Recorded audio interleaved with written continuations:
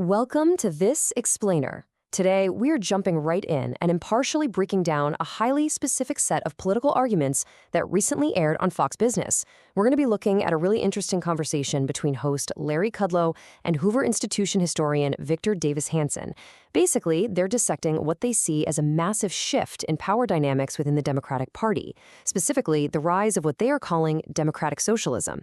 Now, we're going to focus strictly on the actual architecture of their argument. That means looking at how they define the problem, what they claim the root causes are, and finally, the exact electoral solutions they're proposing to counter it.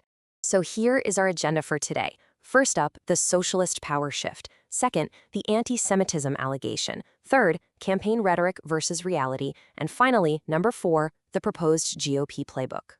All right, let's get into Section 1, the socialist power shift. We'll be looking at Hanson's theory on the rise of radicalism.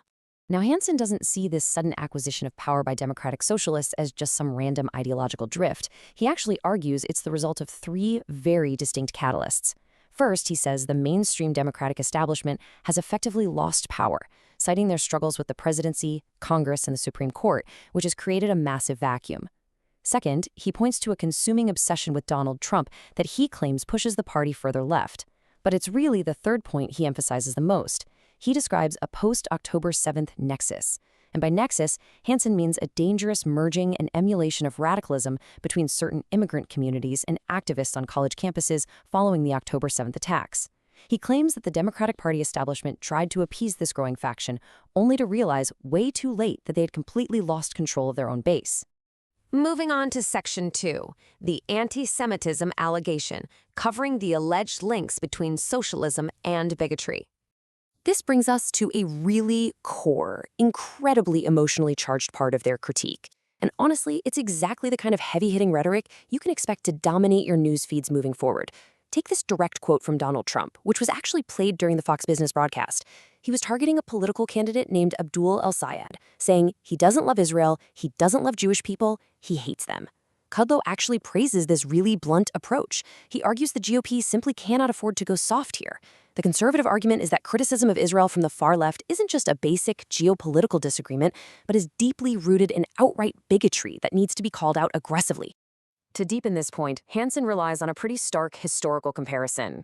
He reminds viewers that, quote, "We forget it wasn't just Hitler that was anti-Semite, Stalin was too." By bringing Stalin into the mix, Hanson is very explicitly trying to tether modern democratic socialism directly to the historical horrors of 20th century communism. He claims that whenever these ideologies gain traction, the Jewish people end up becoming a receptacle for frustrated individuals, people who are looking to blame hidden cosmic forces for their own personal or societal shortcomings.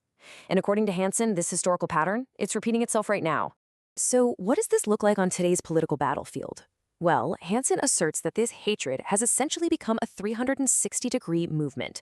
Basically, he means it's a wave of hostility crashing in from literally every side, both the far left and the far right.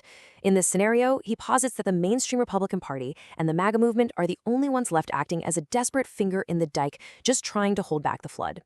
Meanwhile, Kudlow directs some really heavy criticism across the aisle. He specifically targets Democratic leaders like Chuck Schumer, who is the highest-ranking Jewish politician in the U.S., accusing him and the wider Democratic Party of staying entirely silent while synagogues face threats and socialist rhetoric escalates. All right, Section 3, campaign rhetoric versus reality. Let's dig into this alleged political bait-and-switch. So a really crucial part of Hanson's argument focuses on how these candidates operate once they make that transition from campaigning to actually governing. Hanson claims there's a deliberate, deceptive strategy going on here. On the campaign trail, he says candidates use softer, much more palatable branding. They just run as progressives. But once they're actually sworn into office, the mask slips. They don't just govern as socialists, he claims they govern as almost communists, pushing a hard left agenda that voters literally never signed up for. To ground this idea in reality, Hanson points to a truly staggering number: 850,000. He references a New York politician named Zohan Mamdani, who Hanson claims compiled a list targeting 850,000 New Yorkers for one simple reason: owning 2 homes. Hanson uses this specific story to perfectly illustrate that bait and switch. He argues that Mamdani never advertised this kind of policy on the campaign trail, and that it flips the whole American tradition of innocent until proven guilty entirely on its head, basically treating property ownership itself as inherently suspicious. Finally, Section 4, The proposed GOP playbook. Let's look at Hansen and Kudlow's strategy for the midterms. Okay, so it's one thing to outline a political threat, right? It's a whole other thing to actually beat it. And their strategy starts with funding. The number they are throwing around is massive, $400 million. Hansen points out that individual Republican candidates might really struggle to out-fundraise their opponents on a local level. So to fix that, he recommends taking Donald Trump's massive MAGA war chest, which totals nearly $400 million, and deploying that entire sum exclusively on midterm television commercials. But what exactly should $400 million buy you?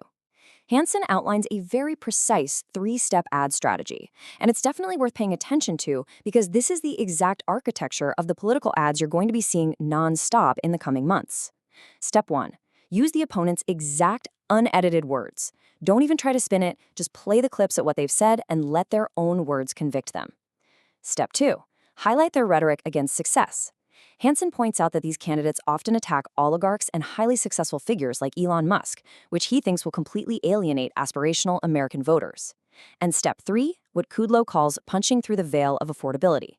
Kudlow argues that the progressive platform of affordable living is just a complete ruse, and he says the GOP has to aggressively tear down that facade. So how exactly do they plan to punch through that veil? Well, they argue it's all about relentlessly contrasting economic realities.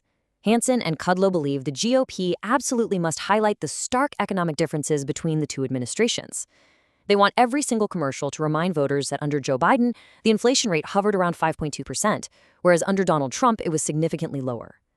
They believe that bypassing all the complex policy debates and just hammering home this simple comparison, the cost of living then versus now, is basically the silver bullet to defeating the progressive wing at the ballot box.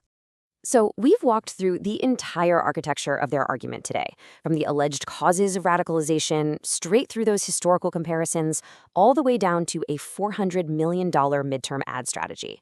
Understanding this framework gives us a really vital preview of the messaging battles that are about to dominate our airwaves.